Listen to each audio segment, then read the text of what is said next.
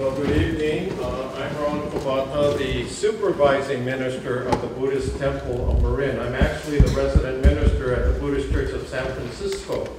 And for the past few months, or a few months ago, I was appointed to become the supervising minister for this community, this congregation.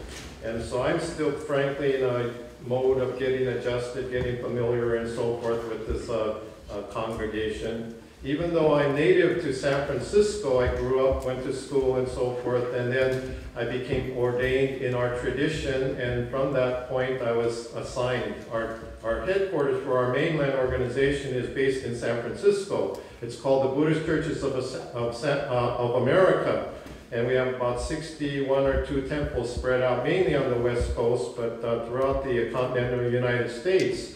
And so the headquarters, I guess, just like other congregational traditions, you know, there's a bishop and he assigns people to go wherever. And so I was initially ordained in 1975, and then when at our mother temple in Kyoto, Japan, and returning to the United States, I was assigned to a temple near Seattle, Washington. And then from there, I transferred to our sister organization based in the Hawaiian state of Hawaii. That's comprised, you know, it's a separate jurisdiction because the mission in Hawaii was established in 1889. Our organization was established in 1899.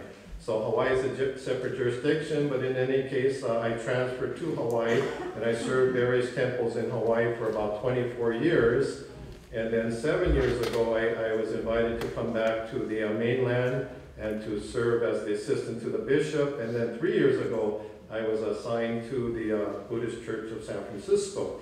Okay, so Reverend Carol, she gave me a kind of a list of things to address for the 5-10 minute presentation, so go real quick. Okay, the history of our tradition goes back to the 12th century Japan, where there was this person who went by the name of Shinran. He was a disciple, a student of a teacher, Pure Land teacher named Honen, and he introduced the Pure Land school of Buddhism into Japan in the 12th century. And then Shinran was one of his students, and then Shinran continued. Well, initially the Pure Land movement wasn't very well received by the status quo Buddhist institutions at the time. And so they felt that this new movement would be a threat to the stability of society, or for whatever reason, you know, people have a hard time accepting new ideas, new movements. So the established schools of Buddhism at the time convinced the government that this new movement, the Pure Land School of Buddhism, would not be beneficial. So the government agreed, and then they decided to try to disband this new development. And so the leaders, Honen, Shinran, and so forth, were exiled. Or some of the participants in that new tradition were actually even executed. But in any case, so Shinran, Honen, you know, they were exiled, but they continued their ministry. But one of the things that made our school of Buddhism, which we call Jodo Shinshu in Japanese, and Jodo means Pure Land, Shinshu is the true sect of the Pure Land tradition. That is a name that Shinran identified with in trying to continue to promote this Pure Land movement. And basically, it was a reformist movement of Buddhism in that period of Japanese history. And Honen in particular, and Shinran becoming one of the followers of the tradition, were determined to open up Buddhism to the general society. Because for the initial periods, it was pretty much an elitist approach. And so the privileged classes pretty much were given the opportunity to participate in the religious tradition, but Shinran and Honen, and actually Dogen, the founder of the Soto school of Zen Buddhism, and a number of other Buddhist personalities left the institutional form and went down literally off the mountains into the cities and towns to be able to share the Dharma, the teachings with the masses, so to speak. Shinran was quite an interesting individual because he actually was the first priest or monk, monastic, who actually publicly married. and he started a family. And so then we could say the rest is history. He had a family, continued his ministry, and when he died, the people that had identified with his presentation of Pure Land Buddhism and so forth, and his families, established a temple in his honor to maintain that spiritual legacy that they titled the Hongan-ji. That's a Sino-Japanese. In English, we'll translate that as Hongan is primal vow, and Ji is the Sino-Japanese term for temple. So the temple of the primal vow became the spiritual religious tradition of Jodo Shinshu, the base of Jodo Shinshu. And it continued to grow, and then eventually, what happened was the head of the temple, the Hongan-ji, was a relative of Shinran. Starting with his grandson and succeeding generations have all been relatives of Shinran. So even though you might put a similar situation as far as the responsibility, the titular head of our school is called a Monshu, and they're all descendants of Shinran, and currently the head of our denomination in Kyoto, Japan today is the 24th generation descendant of Shinran. However, in that history, the 8th generation descendant, who went by the name of Renyo, was very instrumental in helping the school, the denomination, to grow to where it became, continues to be today, the largest school of Buddhism in Japan. I know, popularly people think of Japan and Buddhism, they'll automatically identify with Zen. But statistically, whether that's important or not, I don't know. But anyway, statistically, we have the most temples, the most so-called registered members and so forth of any school of Buddhism in Japan, because it was the first to kind of branch out to the masses. And so most of the participants were from the so-called ordinary folks, the peasant classes, the farmers, the fishermen, and so forth, which, kind of opened up the tradition to a popular engagement. Okay, and so culturally it is based in Japan, developed in Japan, and historically the tradition came to the West through the first generation immigrants from Japan. Once they established themselves in Hawaii, mainly the West Coast, that first generation seemed to have been from areas of Japan where this was the primary faith tradition. So naturally, when they decided they were going to settle down here, have families and so forth, they began to petition the Mother Temple in Kyoto to begin to dispatch priests to help establish the congregations here in the West.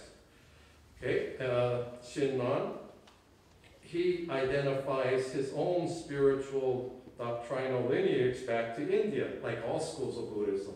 So he had identified for himself what we call the 7 patriarchs, or the 7 doctrinal masters of our tradition. 2 in India, 3 in China, and then 2 in Japan, of course, including Honen, Shinran's direct teacher. But doctrinally, there are all these various teachers based upon the writings that Shinran really identified with and helped to develop this Pure Land thought. Okay, is there anyone who could take a guess and read the scroll in the central altar here, other than Marin Temple members? Or maybe they don't even know how to read. Anyone? Anyone have an idea of what's read? Peace. Huh? Peace. Peace? No, it's read Namu Amida Butsu. It means peace, I hope, but literally, technically, it's read Namu Amida Butsu. Okay? And that's an affirmation in the Pure Land schools. That's basically the Pure Land school. If you want to call it, which I hesitate to say it, but a practice, the practice of Pure Land Buddhism is saying the name of Amida, the Buddha of immeasurable light and life. That's what Amida represents. Immeasurable light and life, wisdom, compassion. So that's the spiritual energy, or the heart, mind of enlightenment, so to speak, that even Shakyamuni Buddha woke up to. But this is a kind of a technical thing, but the expression started in India, Namo Amitabha Buddhaya, and then as it passed through Asia, each culture, began to pronounce it in their own local expression. So in the Japanese pronunciation, that originally Sanskrit expression was transliterated, and it's recited as Namo, to I entrust myself, take refuge in Amida Butsu, the Buddha of immeasurable light and enlightenment. So that's the basic affirmation. And so this is the idea of being aware of that spirit. So in other words, Pure Land traditions tend to be more devotional. And there are certain doctrinal, common, studies and research and so forth, people who are more scholarly and academically inclined see certain similarities to, Shinran actually lived 300 years before Luther. But Martin Luther, the Lutheran tradition, the salvation by faith, so to speak, has a commonality with the Pure Land Jodo Shinshu approach. Okay, and so those are the basic ideas. There's this really remarkable thought from the writings of Shinran, and that's part of Shinran's Jodo Shinshu's growth too, is that Shinran had a very strong writing ministry. He wrote a lot. And part of his writing was inspired to address the critics of Pure Land movement in Japan. But in any case, one of the remarkable quotes attributed to Shinran is, "Even a good person is saved. How much more so the evil?" This is the paradox. And when we're using that term evil, and we get in, because we're trying to develop it here in the West, and we get into all the semantics of how people hear that word evil and say, we better come up with a more palatable, more politically correct term, so we stop using evil. But that's not evil in the ordinary, conventional, moral, ethical sense. It's more of the spiritual awareness of one's limitations, one's delusions. So it's the paradox that you could say metaphorically is expressed in the sense of to see one's shadow, metaphorically speaking, psychologically speaking, is to appreciate the light that is illuminating the shadow. And this is the spirit, the wisdom, compassion, that is not within me, but is embracing me, so to speak, just as I am. So the Nembutsu, the thought on the Buddha, the thought of the Buddha, is, before I can realize it, already dedicating the whole spirit of wisdom and compassion to, like Amazing Grace, this wretch, this foolish wretch. I was blind, but now I can see. This is the spirit that I understand our Shin Buddhist tradition to be sharing to alleviate suffering, which is common to all the schools of Buddhism. Okay? So I don't know if this is the first time you've ever heard this presentation on Shin Buddhism. So if it is, then I don't have to worry about anybody correcting me. And I always like to preface any remarks I give anyway. I'm here to represent everybody that agrees with me. Everybody else, you have your own opinion. Enjoy. Thank you.